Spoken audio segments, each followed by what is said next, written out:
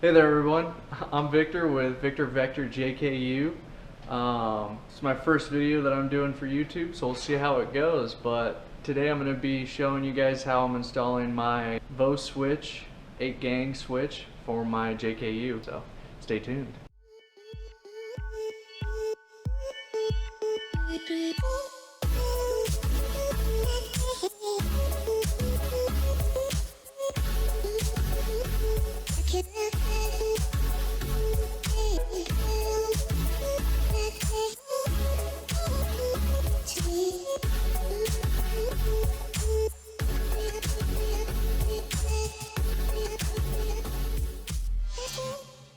I actually picked up the kit for the JLU instead of the JK. I personally like the switch panel a little bit better, and we'll kind of talk into why I did that and how I modified it to make it work with the JK. So a little background on why I went with the VoSwitch 8-gang switch. I first saw it when I was watching Bleepin Jeep by Matt, and he did a little review on it, doing an unboxing and everything, and he installed it on his Project JLO.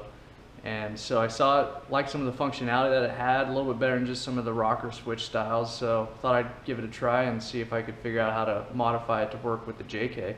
So since the JK and the JL have slightly different fenders and hood structure, I was thinking, okay, the bolts aren't going to be quite in the same location, so the bracket that comes with it won't be quite right, but I should be able to modify that or create a new one that'll be able to work with the JK. So this is the VoSwitch. So basically what it is a switch bank here that has all of your fuse and relays already set up into the kit right here.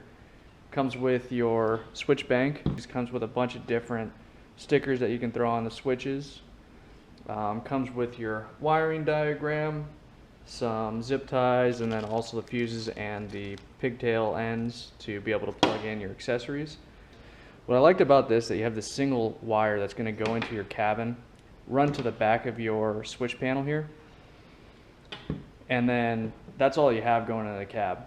Everything else is staying under the hood, and all your accessory wires then also will just go to wherever those accessories are located. Next I'll get into some of the modifications that I did on this guy to make it so it worked with the JKU.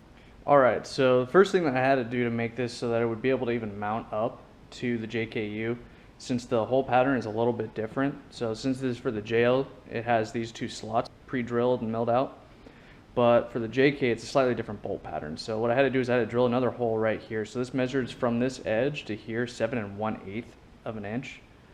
And then I just kind of kept it about center line between the holes. Some preliminary stuff I also did last night. I already used one of my heat shrink soldering butt connector so that I could already have my fuse jumper set up and ready to go, so I can plug that in so this guy will come on and off. What we're going to be doing is removing these two bolts here first. They're going to be 10mm bolts, so grab your 10mm socket and driver and go ahead and remove these guys.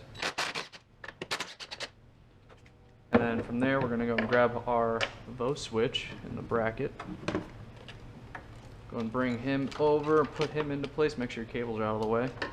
And so what I did was just made sure that my holes were lined up well, and I wanted to push this as far back as I could because I am very close to the ECU right here. So that is one thing that I'll probably modify this bracket in the future. But yeah, so go ahead and replace those 10mm socket or bolts.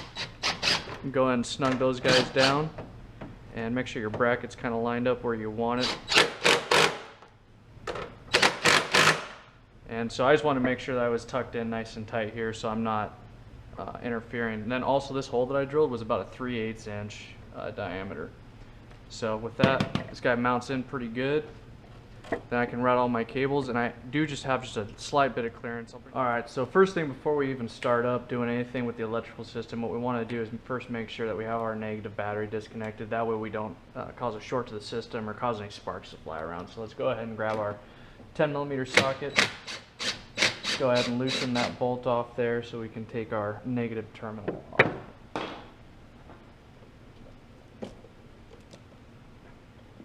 Alright, with that we'll go and replace the nut back onto that terminal, that way we don't lose it. And we will go ahead and tuck that guy out of the way. Put some wire loom on the positive and negative that run to the battery for the accessory switch off. And after that, I routed through everything, and in the process of routing, I didn't like the look of stuff coming up over top of this little plastic bracket here that holds the brake solenoid back down here. So what I decided to do was actually, I took a drill bit, and you might not be able to see it very well, but I just reamed out this corner right here so I could pass the cables through.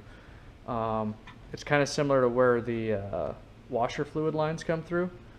So those guys just run up one to the hood, and then run comes through this grommet right here in the cab. I then routed the cables along in the wire looms, routed it right along across the main engine harness there. Ended up landing with my fuse right here, my inline fuse, and then I routed that just right along for the power hookup to here. So that guy will just plug in, and I'm going to end up hooking him up right here on this terminal when I'm ready. So the negative disconnected. Now the fun little part that I ran into is when I was doing this, since this is the JL kit, the blade fuses are a little bit different here. So if I pull out, what I'm going to use is M6, so that's my accessory power. You can see the blade terminal here versus this guy is a little bit different. So I'm not going to be able to plug that in, so what I'm going to have to do is I'm going to have to cut off this piece, and I'm going to have to replace that with a different fuse jumper. And so with that, then I should be able to be good to go. So that'll be a quick trip up to the auto parts store to get that, and should be good after that. So that'll finish up all the wiring under the hood. That should make a pretty clean little install there. I have the engine cover off right now to help out with the routing stuff. I'll do a quick check after I'm done and make sure that all fits up well, and then otherwise this guy's all set up. Alright, so like I was mentioning just a minute ago here, so I have my washer fluid line right here. This one goes up to the hood, and then there's that second one right here. So this guy runs in through the grommet right here in the front wall, and that runs all the way back to the hardtop, and so that's for the rear windshield wiper. So what my plan is to run my control module wire for the switch bank. I'm going to run that through that same grommet. So what I'm going to do is I'm going to pull that out, drill a hole in it, feed this guy through. That'll bring it into the front wall right here. And I'm going to route that up through the dash, and my plan is to put the switch bank up in the front left corner, bottom of the next to the dash, sort of right up close to the A-pillars best I can. And so for now it's probably just going to be sitting up on the dash because I don't want to really affect any of the trim panels. I don't want to cut or put any dual lock or anything like that on there that might leave some residue behind. So that's kind of my plan right now, so we'll see how it all comes out. Hey guys, so I just got back from Napa Auto Parts.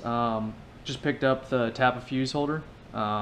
So basically what I found at Napa was this part number, so it's 785135.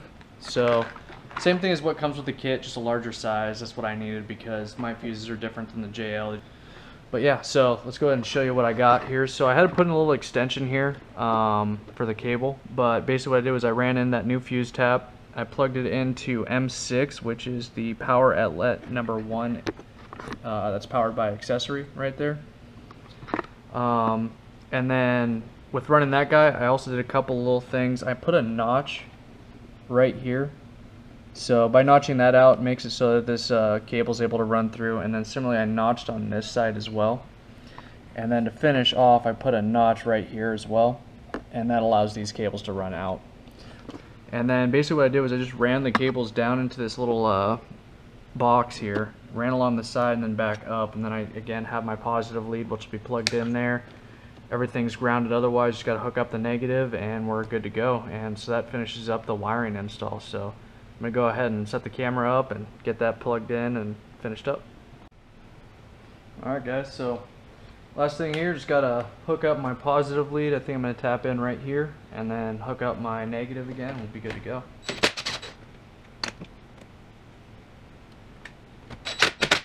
Alright, that's good there. Negative.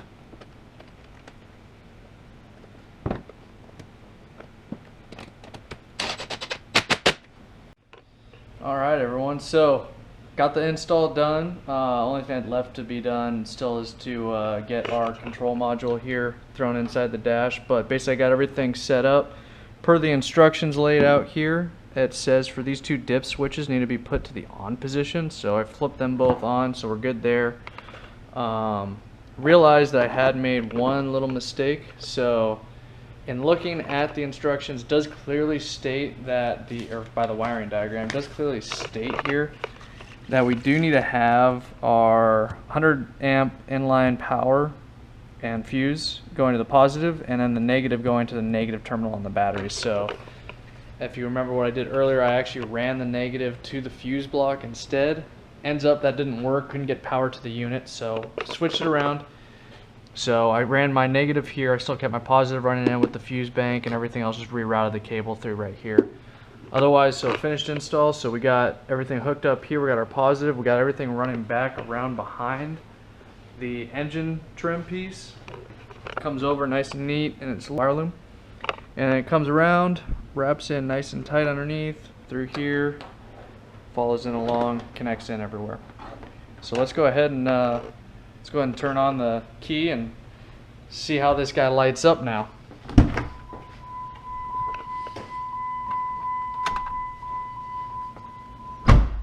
Alright, so we have power now. So then I can switch each of the switches and they'll come on there. And then I can also power on and off the unit from there. So yeah. So I'll leave it on, and then when I go ahead and turn off the key,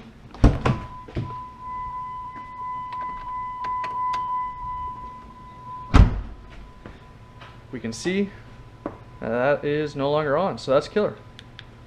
So everything's working as it should. Now the only thing left to do is route our cable for this guy into the cabin. Alright, I'm halfway through getting the switch bank wire routed into the cab through that grommet that I was talking about. So basically I'll explain what I was doing here, where I'm at right now. So first thing I did was I unclipped this little guy, so I pulled that little push pin out, moved him out of the way so that I could then access in here. Basically there's just these little push on features that hold the zip ties on. Those are on there, so I was able to pop that free. From there I was then able to pull it out of the way, and you can see the studs a little bit better there, and then these are your routing clips. And then from there what I was able to do is I was able to pull this shield, or the heat shield, away, this little carpet mat, and then I was able to pop the grommet off. So with all that out of the way, I was able to get this grommet out. What I did was I actually first started with an awl, poked a hole through the grommet. That didn't really do a whole lot to get me the access that I needed, since the end of the plug's pretty big. So what then I did was I took a drill bit and sort of drilled through a little bit, and then I actually took a blade knife and I cut from the main center hole up to that hole. That way I could fit the larger end through. So now what I got left to do is just basically throw that grommet back in. I've already got the cable routed inside, and I'm going to button up the remainder of the harness here, get this all locked back in. Once I got that done, then basically just working under the dash, routing that cable up where I want it, and once I got it where I like it, then that'll be it. Alright, now for the interior side. So when I passed the cables through the cab, basically just dropped in behind the dash, so that wasn't too big of a deal. I'll go ahead and get up there and show you real quick. Hopefully you guys can see. Move this guy out of the way. So basically right up above where this the clutch pedal is, there's that's where this hose comes out, and that's the rear washer. And then you can see another cable just right up there. That guy's running across there, and that is the control unit cable. So what I did was I just popped out this side trim panel right here, and then basically I just bundled up the cable that I had left, stuffed it in there, put a zip tie on just so it keeps it sturdy, safe, and then just routed this guy right on up, and then he just passes through the grommet on the top of the dash, and basically there we go. That is it. So for right now, this is where this guy's going to sit. So once I get that mount, then I'm probably going to end up having it positioned something maybe right about there or so. All I got to do is throw that trim panel back on, and this guy's done from the inside. Hey there guys. So last time I left off, we finished up the install. Everything was all plugged in, routed, and everything was nice and tight. Unfortunately, I ran into a couple of issues. So the switch panel, it wasn't working quite right, and then also some of the solenoids were actually, the relays were activating even though I hadn't turned on the Jeep or had switched one of the switches inside the cab. And so something didn't seem right with it, and it was just continuously drawing power. I'm like, well, that's not, I don't think that's how it's supposed to be working. So reached out to customer service from Apollo Tech and shot an email through there, contact us, and within 48 hours he'd reached back to me, asked a couple of questions, looked for some pictures just to make sure I'd hooked up everything right. So I sent him that along with some videos and some troubleshooting that I had done. He was able to determine, okay, he talked to his engineers and said, okay, it looks like we probably have a bad motherboard, so we'll go ahead and ship you a new one. So they sent that out. I think that was shipped out on Thursday last week, and today is Monday, so here it is already. So this one actually came all the way from China from their supplier there. So at first I was like, ugh, do I gotta be cautious about anything with the coronavirus going on? But then I was like, yeah, whatever, it'll be fine. But yeah, so I got the new motherboard here. So basically what I'm just going to be doing here today is I'm going to be disconnecting everything, disconnecting all the power and everything that I had, pull all the relays out. I'll disconnect the ground, the ignition wire, the positive feed, and the switchboard control wire. So pull those guys, swap out this unit, replace the relays onto this guy, and throw him back in. Connect up all the power again and be good to go. Alright guys, so started off over here. First disconnected the negative terminal, so then I just hung that out of the way. Then I pulled the fuse tap for the positive to the ignition wire. And then after that disconnected my positive for the switch bank VoSwitch. So started off there. Then came over to the unit itself. I removed this relay just to get it out of the way, just make it a little bit easier, have a little better access. Then I disconnected the negative or the ground, disconnected the ignition wire, disconnected the control unit wire, and then disconnected the positive. So this one required here 10mm nut to be removed, nice and easy. So that gets me started. Next thing I just got to do is undo 5 Phillips head screws. So I got 1, 2, 1 in the center, 3, 4, and 5 there. So pull those guys out, pull the control board off. Alright, so I got the old circuit board removed, or motherboard removed.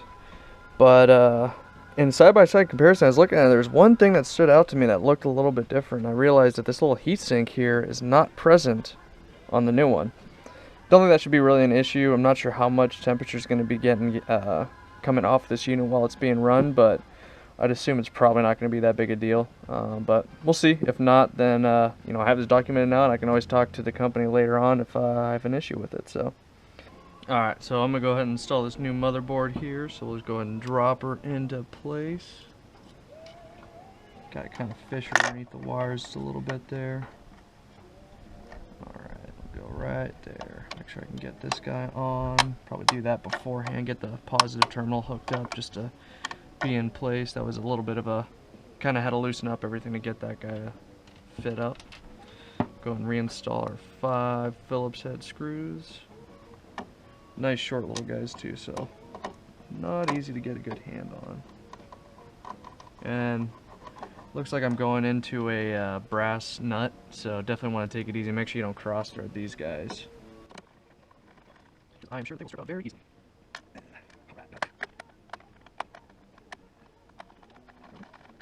I'm starting them all to begin with, and I'll come back and actually tighten down just a little bit once I get them all in place. Make sure everything's lined up first. Definitely want to put any undue stress on the circuit board. Always want to be careful with those guys.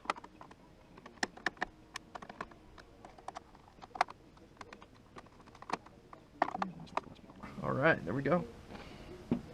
Cool. So I will go ahead and put my positive back on, put that 10mm nut back on here. I can go ahead and hook up my positive ignition wire lead, my ground, and my control unit wire.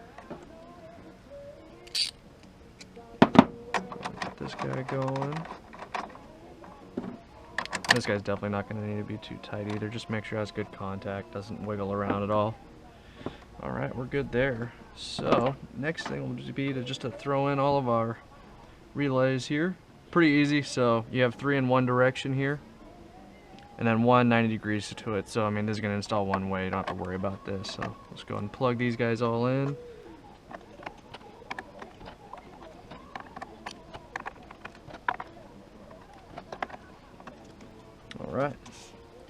that is that. Alright, so we're over here back on the battery side. So what we're going to do is we're going to start off, we're going to hook up the negative first, just to be safe. You know, I always want to make sure you have your devices grounded before you hook up any power to it. So go ahead and take the nut off that I have here.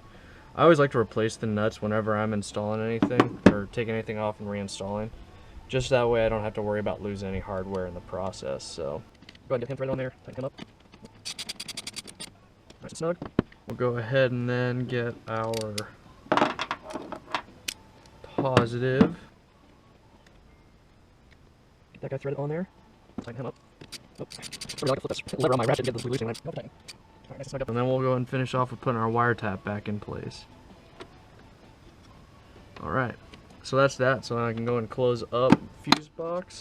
Good to go there. We got negative power and our ignition wire. So we are all set on this end.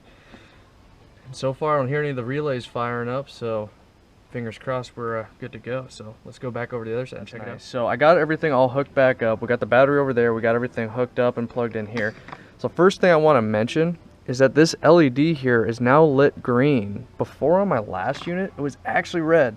And I'm not sure if that was maybe like a fault display or something showing, hey, you know, red means, okay, you got damage somewhere. Something's not right. It's not working right. But green, so that's so far a good sign. I don't have any heat coming off of any of my relays, which is nice. Before I did. So far things are looking good. Fingers crossed. Let's go ahead and jump in the Jeep and check and see if everything comes on when I turn the ignition on. So first thing we go and look at, so I got the switch panel up here. The way that I have it set up right now is that there's two little dip switches on it. There's 1 and 2. So 1 is the low voltage cutoff, and 2 is the ignition wire. So essentially if you can have either of them on or off. So basically low voltage, so if you're running a low voltage on your battery, it'll automatically kick off and shut down your unit and any accessories that are running off of it. And then as for dip switch number 2, that's your ignition wire. So essentially that means that this unit here cannot be turned on or off unless the ignition is on in the Jeep, or the vehicle's on, keys in the ignition in the accessory position. So just to show that, so I have my power button here, so nothing's happening, none of the switches are activating. So that's the way it should be, per the way that I have it set up, because both of my dip switches are set on right now. Let's go ahead and put the key in the ignition here. Go and turn it to accessory. And alright, this guy came on just like he's supposed to. So when the ignition's turned on, the switch comes on. And the next thing will be to turn that off real quick. Actually, I'm gonna go and roll down my window. That way I can hear the switches as they go. So now what I should hear is the click of the relay as I click through each of these. So, yep, so far good on that one. Good on that one. Good on that one. Good on that one. Good, good, good. All right. And then I can turn it on or turn it off, turn it on. And then when I turn the key off, and of course my battery stays engaged for a little bit until the door gets opened. Alright, so it turns off. That is awesome. So we are working just as we expected. Looks like the motherboard was bad on the first one. So I guess one other thing that I'll get into is, so this guy's programmable, so it's pretty cool. And this is the reason why I went with this kit over the standard JK one. So this is the JL100 versus the, I'm not sure what the JK version is called, but the JK actually has a switch bank that goes up here. I didn't really like that because where I sit, I mean, I can reach, but I didn't really like that position. That, and also I liked the, you know, it's just this little square panel and stuff, and it has all the switches and everything built into it, so it's pretty sweet. Alright, so I hooked up just a temporary light right now just to sort of show the different functions of programmable switch bank. So if I go ahead and press and hold the button, the power button, that'll bring it up so I can program the switches. So first depress, so that is just on and off based on a switch, and you can see the light up on the dash or on the hood. And that one is basically whenever you press and depress it, it will then turn on the light, and as you release it, it would turn off. Next one is your slow strobe, medium strobe. your fast strobe, SOS strobe, and then back to on off. So I'm gonna go and put it to this guy, the momentary switch. I'm gonna go ahead and program that one in there just to show real quick, so you can see. Just as long as I hold it depressed, it'll be on. So this would be a good functionality for like an air horn or something. I don't think I'm gonna install an air horn, but could work that way if you wanted to. But I probably won't end up using that function. So I'll go ahead and put this guy back to his normal. Go ahead and hold that there. Call it good. Now, when the unit itself is off, if you press and hold the button here, or the power button now, it'll come back on, and you can adjust your brightness level up and down with the two right buttons. And then if I remember correctly, I think if I, press the power button, you can change it from white to red to green to blue and back to white. Now personally, I think I'm going to go with white. I got a white Jeep. I think that's pretty cool. I like that. That's my feeling. And then when you're done with that, go ahead and press and hold the power button again, and that'll save that setting with the brightness and your color, and you're good to go. And then go and power it up, and there you go. So yeah, so that's it for this install of the Apollo Intech VoSwitch.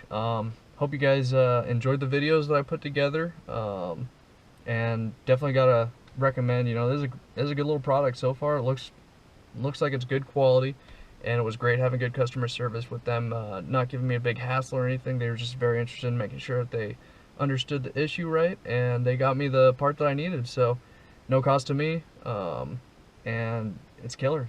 So if you guys like this video, then definitely hit that like button and subscribe to the channel. Hope to keep you guys around, keep you interested, show you what I got going on, and hopefully you guys can take away some, you know, hey, I like that, or nah, it's not really for me and stuff. But you know, hey, just trying to give you guys another outlet to see what you like and what you don't like, and make your decision on how you want your build to go. So stay tuned for upcoming videos of when I throw on some accessories and wire this guy up. Appreciate you guys checking it out, and we'll catch you next time. Have a good day, guys.